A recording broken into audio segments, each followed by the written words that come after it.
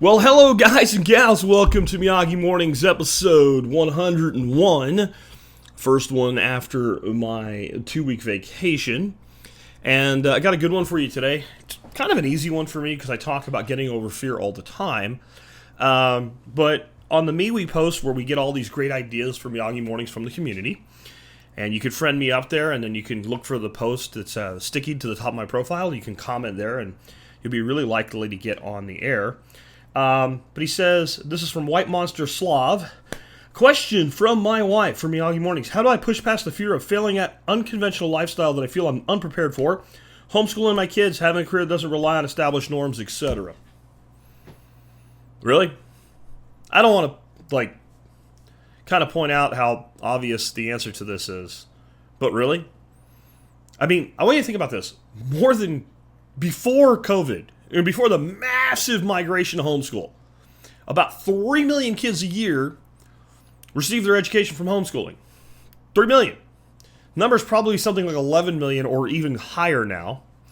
And that's not counting the kids that are going to school at home because the teachers who are heroes that don't wear capes are afraid of COVID, right? I'm talking about kids that are actually homeschooled. So what you're saying is the parents of those 3+ million kids, they're somehow super special people who can do what you can't. Because let's talk about a few of the things. Let's just zoom in on the homeschool one first. All the objections to homeschooling are based on propaganda because the machine's afraid that you'll actually do it and they want to make you afraid. Homeschool kids are not well adjusted. I'll tell you something about homeschool kids. When I've interviewed people for jobs and things like that, even little things like farmhand stuff and all, I interview a homeschooled kid, especially by the time they're in teens, and I look at them and I go, you were homeschooled, weren't you? And I don't do that in a negative way. I do that because of the way they handle themselves. They handle themselves like a young adult instead of a child. What is so great about the existing system? Let's look at what the existing system's doing and then ask ourselves, should we really be afraid to try something different? So we have an entire generation of failure to launch right now. We have kids that are 30 years old who still live at home. We have kids who are 30 years old who still play video games all the time, every day. We have kids, that, especially young males, that can't even maintain a relationship with a girl. Like, they might date a lot, but they don't maintain a relationship. They don't start families anymore. That's just half the problem. We got kids in their 30s walking around with hundreds of thousands of dollars in debt to the collegiate system that guaranteed that they would make more money, that can't pay their debt or get a job. You think you're going to do worse than that? I mean, really, I want you to just think about it. Like, for everything you say, well, what if they can't find a job? So everybody that goes to the public school system gets a job? What is their success rate in that? Like a good job? Well, they won't be able to get into college. Well, right now, in America, an unduly high percentage of kids go to college. Probably a lot of them that should. It's over 70% of kids that come out of that system go to college. So if we gauge that system on its success of getting kids in the door at a university, it looks pretty good. Do you really think 7 out of 10 people are capable of doing university-level work coming out of the system that we've got working for us right now that's funded by money that's stolen from you? Look at it another way. When people are afraid of something, I always say, well, what's the worst that could happen?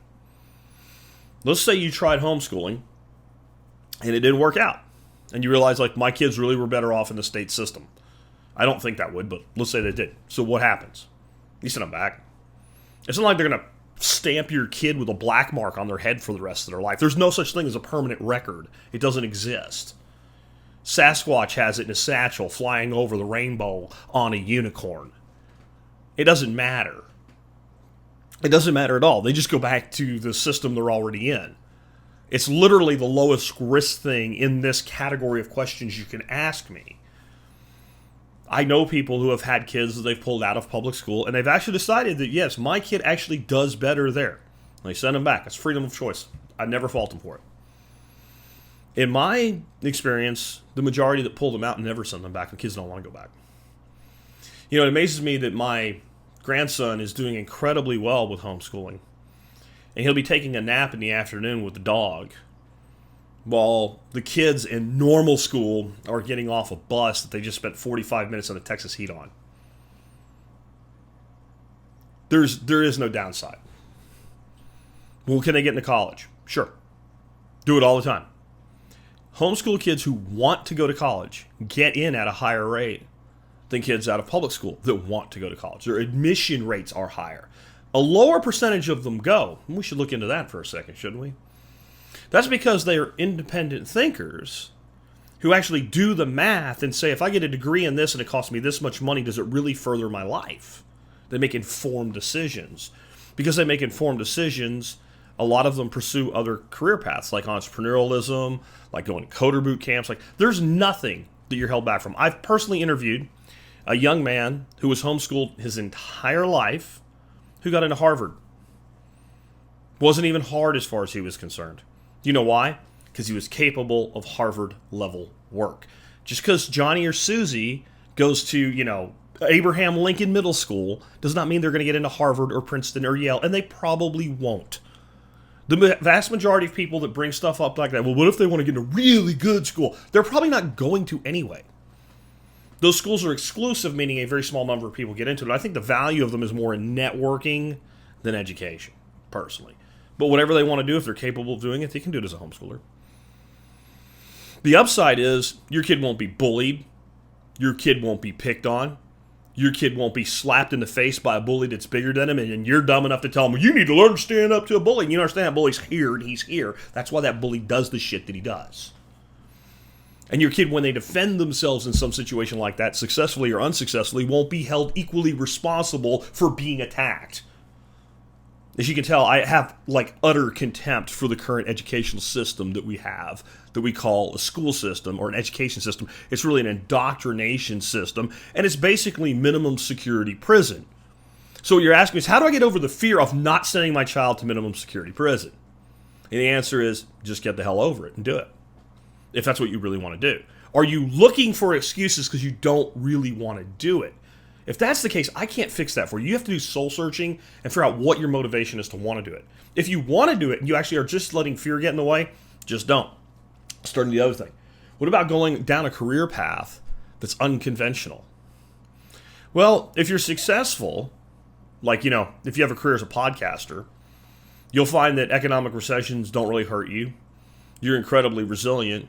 And you make a shitload more money than people doing the same thing that you do or similar things that you do in the conventional norms.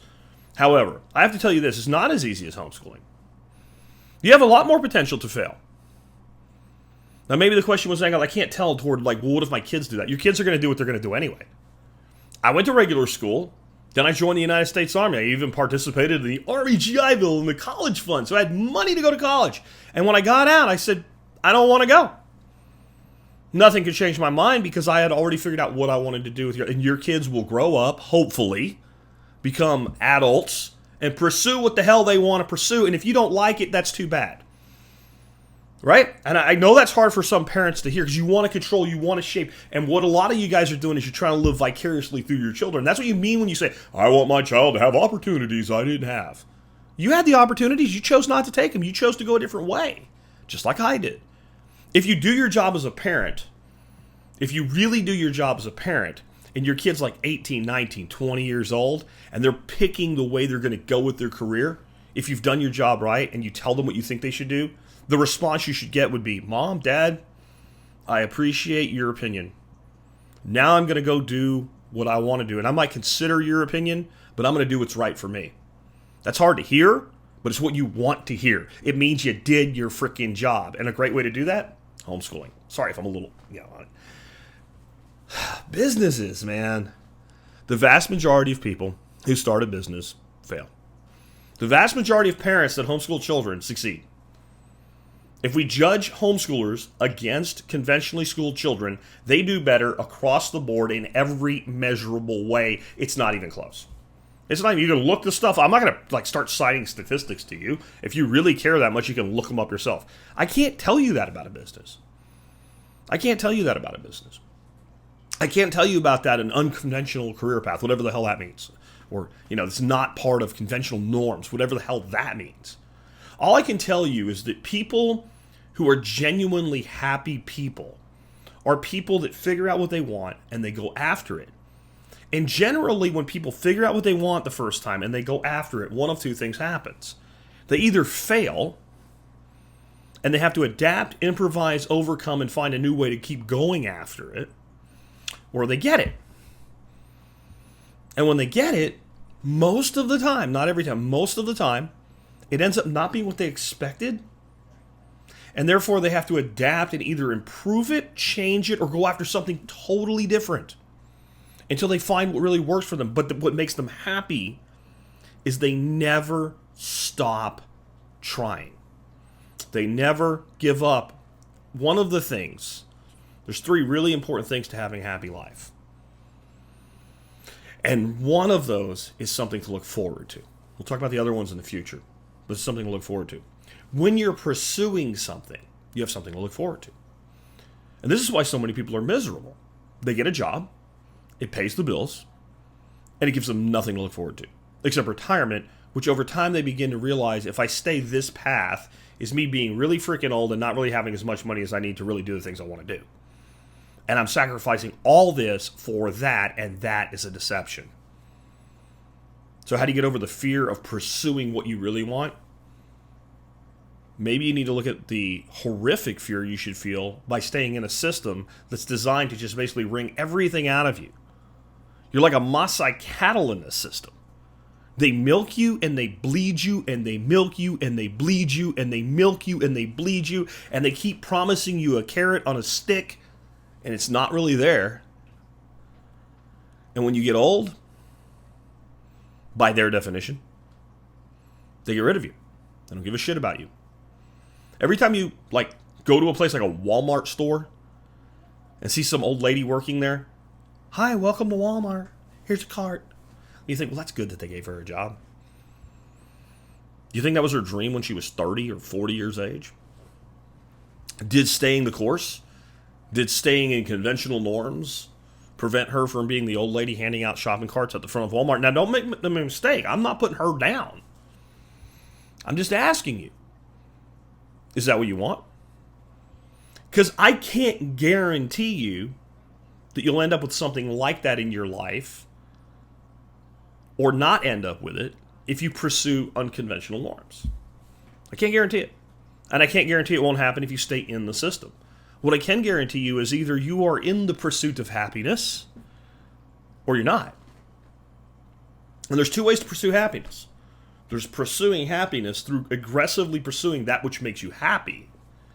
And there's the false promise of happiness and its pursuit. If I just do these things that I don't like in my life, if I just do these things that they say I'm supposed to do, and realize they have no interest in your happiness, they only have interest in your output, then eventually I'll find happiness.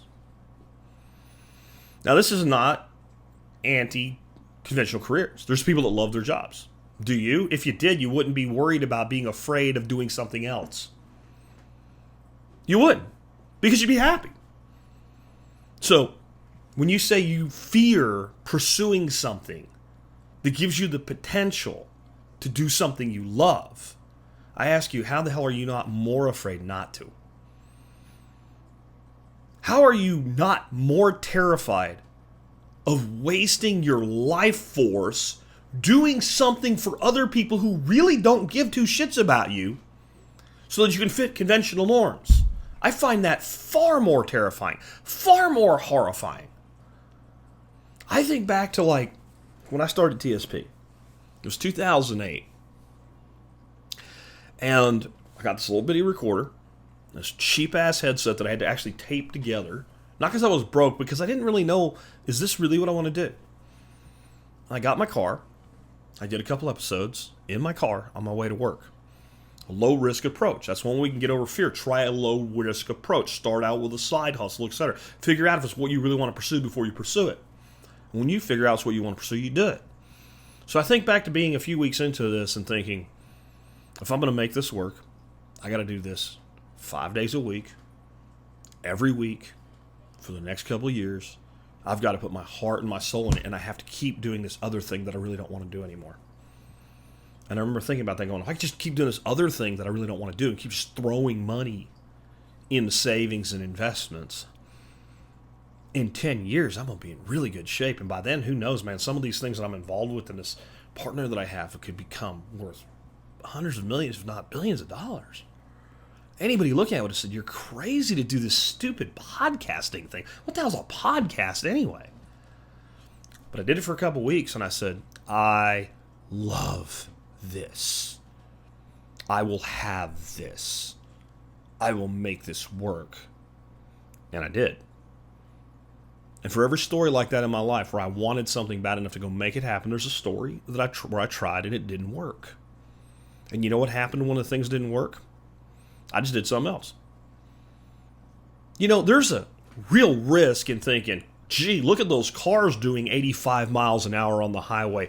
If I try to sprint across that road, I could get run over and wiped out like a little spread on the ground.